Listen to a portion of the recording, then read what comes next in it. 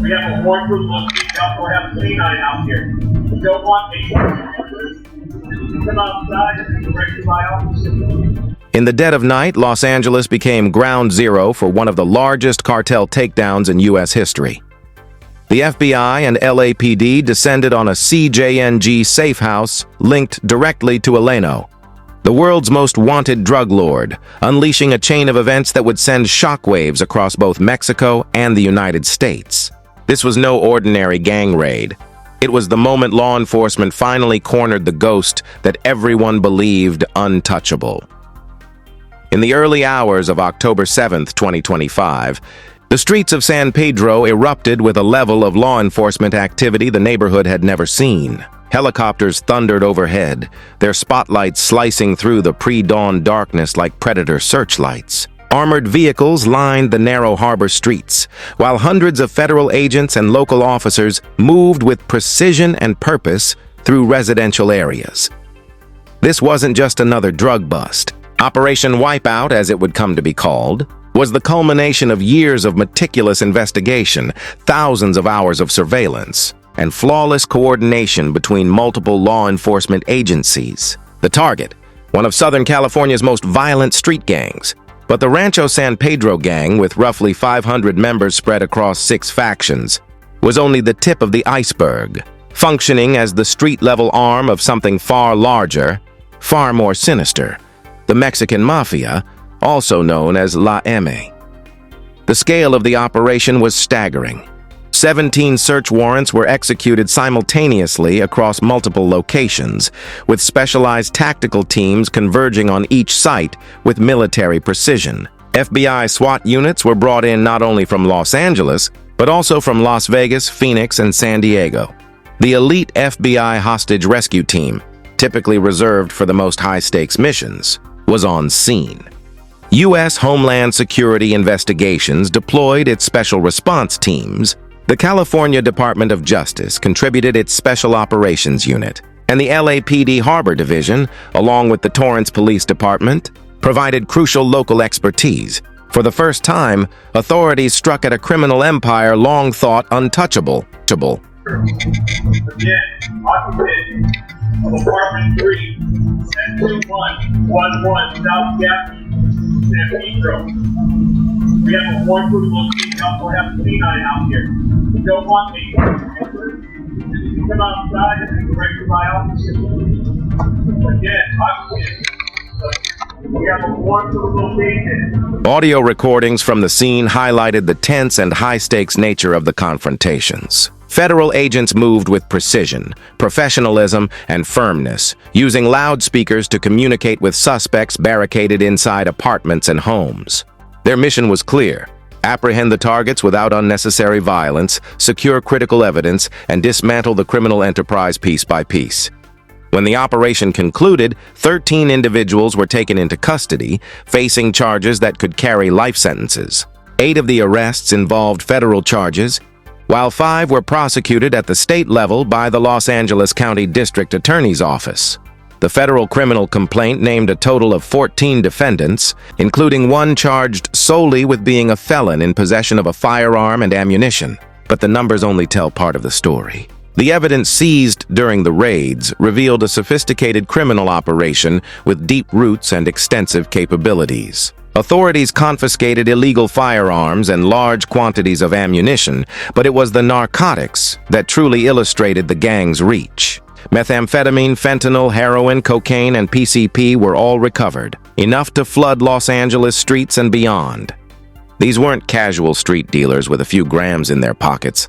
These were major distributors operating through well-established networks spanning Southern California. The charges leveled against the defendants reflected the severity of their crimes. RICO conspiracy, a statute typically reserved for prosecuting mob bosses, cartel leaders, and heads of organized crime, was among them. Alongside RICO, the defendants faced conspiracy to possess with intent to distribute controlled substances, charges that carry mandatory minimum sentences and decades in prison. If convicted, many of the defendants could face life behind bars.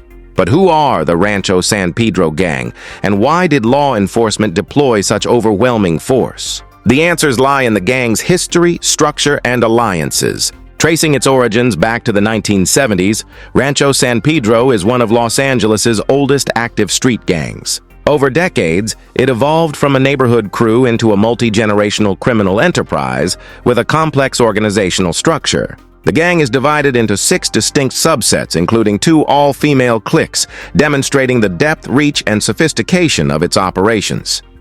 The subsets of the Rancho San Pedro gang don't operate independently.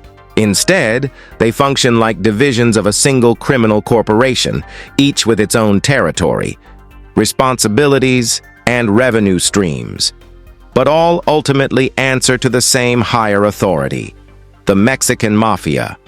This is where the story becomes both more complex and more dangerous. The Mexican Mafia, often referred to as La M.A., is not a traditional street gang.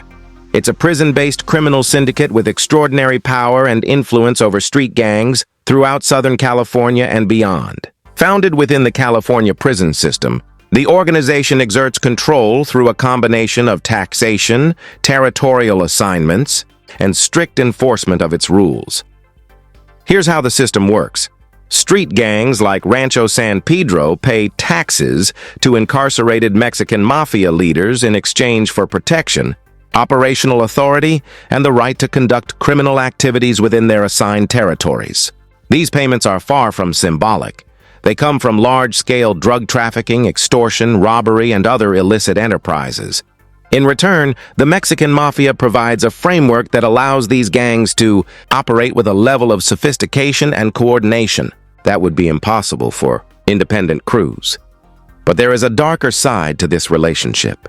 The Mexican Mafia enforces strict codes of conduct, and violations carry severe consequences, including assaults, beatings, or even murder. Cooperating with law enforcement is considered a death sentence, and failure to pay taxes, encroach on another gang's territory, or show disrespect to members can trigger violent retaliation. This system of control through fear and violence has proven extraordinarily effective in maintaining discipline and loyalty.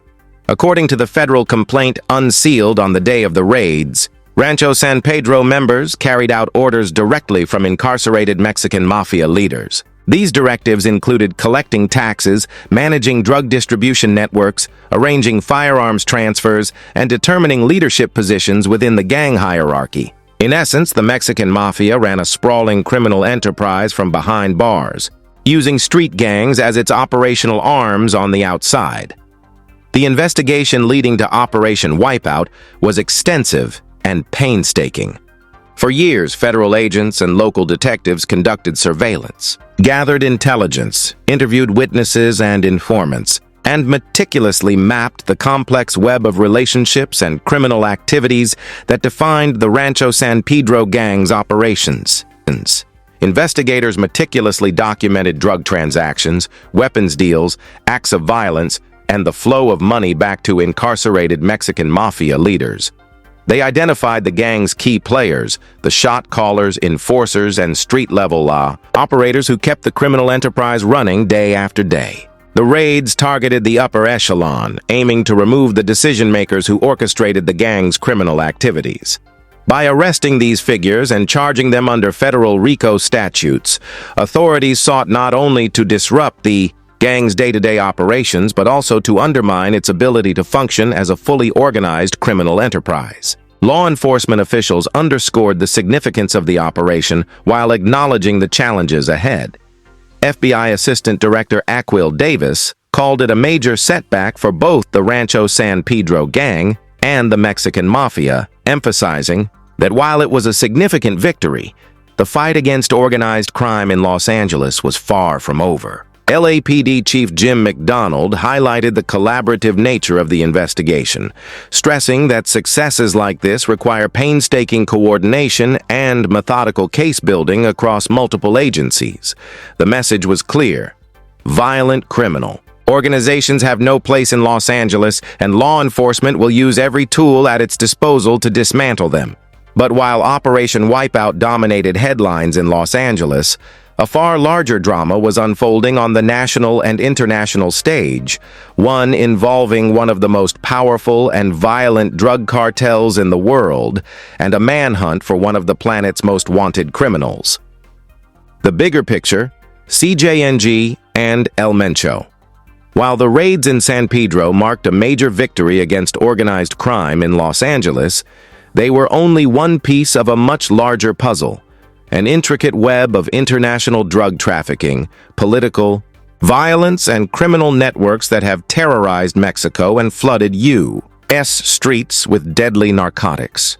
At the center of this web is the Cartel de Jalisco Nueva Generación, CJNG, led by Necio Ruben Oera Cervantes, better known as El Mencho.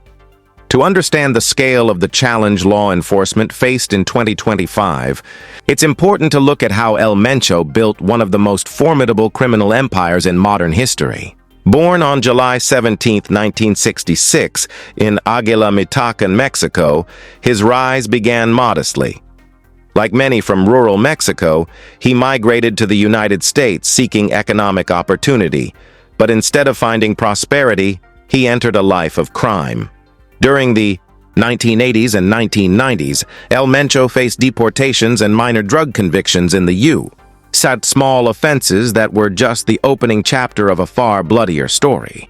Upon returning to Mexico, he aligned himself with the Milenio Cartel, gaining both experience and connections within the drug trafficking world. By 2009, he made his most consequential move, founding the Cartel de Jalisco Nueva Generación, initially as a splinter faction of the Milenio organization, a decision that would ultimately place him at the helm of one of the deadliest criminal enterprises in the world.